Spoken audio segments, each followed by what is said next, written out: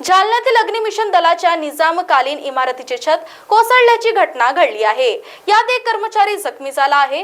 त्याचबरोबर नुकतेच लोकार्पण झालेल्या 4 फायर बुलेट्स नुकसान झाले आहे।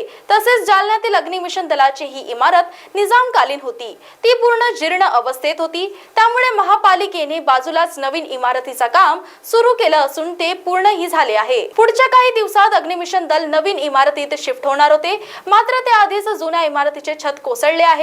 दरम्यान यात कोणीतरी जीवितहानी झाली नसून एका कर्मचाऱ्याचा पायाला मार लागल्याने तो जखमी झाला आहे, तर 4 नवीन फायर बुलेटचे नुकसान झाले आहे, अशी माहिती जालना नगरपालिका आयुक्त संतोष खांडेकर यांनी दिली आहे। या घटनेत सुदैवाने जीवितहानी झालेली नाही, याबद्दल देवाचे आभार मानतो आणि काही दिवसात नवीन अग्निशमन दलाचे कार्यकाल लवकरच दिसेल, अशी प्रतिक्रिया यावेळी आमदार कैलास गोरंट्याल यांनी दिली आहे। सर, आज फायर ब्रिगेडची जुनी इमारत पडलेली आहे, काय प्रकार झाला आहे, काय नुकसान झालं आहे?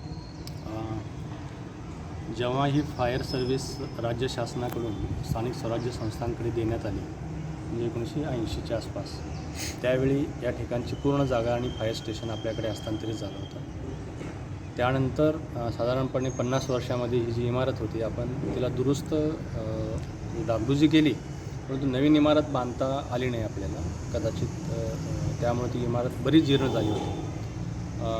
पाठीमागे आपण गेल्याच वर्षी ही पूर्ण जागा नगरपालिकेचं नाव ताब्यात जरी दिली असली 50 वर्षापूर्वी, तरी आजपर्यंत ते आपल्या नावावर नव्हती, ते आपण नावावर करून घेतली आणि त्यानंतर या ठिकाणी फायर स्टेशनचं अत्याधुनिक अद्ययावत पूर्ण इमारत आणि व्यवस्था आहे, त्याच्या फायर स्टेशनचं उद्घाटन केलं आणि ते काम जवळजवळ पूर्ण झालं आहे। आता दुर्दैवानं 8 किंवा 10 दिवसामध्ये आम्ही या ठिकाणी शिफ्ट होणार होतो, पण त्यापूर्वीच त्या इमारतीचा काही समोरचा भाग, जो मोठा पिलर आहे वरचा, तो टायबिंग खाली पडला।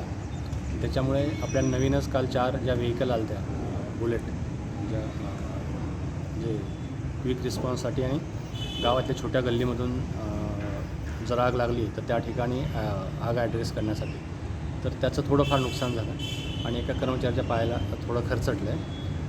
म्हणजे असं मोठी कोणतीही हानी झालेली नाही, पण एक आहे की ही घटना टाळता आली असती आम्हाला, कारण 1-2 दिवसापूर्वीच आम्ही, नाही 8-10 दिवसापूर्वी आम्ही हा विषयच पूर्ण, म्हणजे ज्या जुन्या ठिकाणी लोक बसतात ते आपण इकडे शिफ्ट नवीनमध्ये करण्यासाठीची तयारी सुरू होती, म्हणजे थोडं मॅच नाही झाला पिरियड आणि त्यामध्ये दरम्यानच्या काळामध्ये ही दुर्घटना घडली।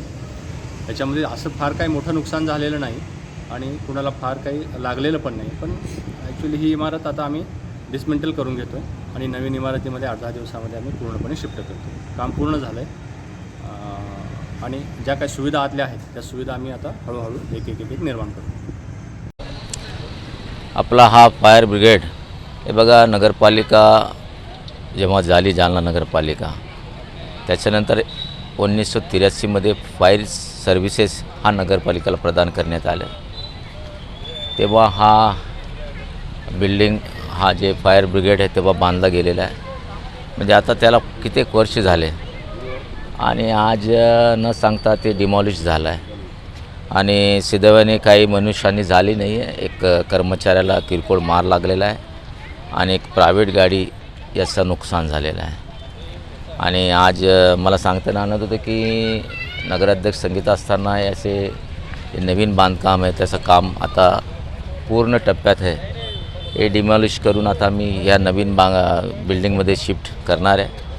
त्यासोबत जे सर्वंट क्वार्टर्स आहे आपले इथले पूर्ण, तेही आम्ही डिमॉलिश करणार आहे आणि नवीन सर्वंट क्वार्टर बांधणार आहे। त्यातून शासनाची निधी पण मंजूर झालेली आहे, त्याचा प्रपोजल गव्हर्नमेंटकडे गेलेला आहे निधीवर आणि निश्चित एक भव्य दिव्य फायर ब्रिगेड होणार आणि सुदैवाने कोणता मनुष्यहानी झालेली नाही। याबद्दल मी आपल्या निसर्ग देवाला धन्यवाद व्यक्त करतो आहे आणि निश्चित एक नवीन फायर ब्रिगेड लोकांना दिसेल।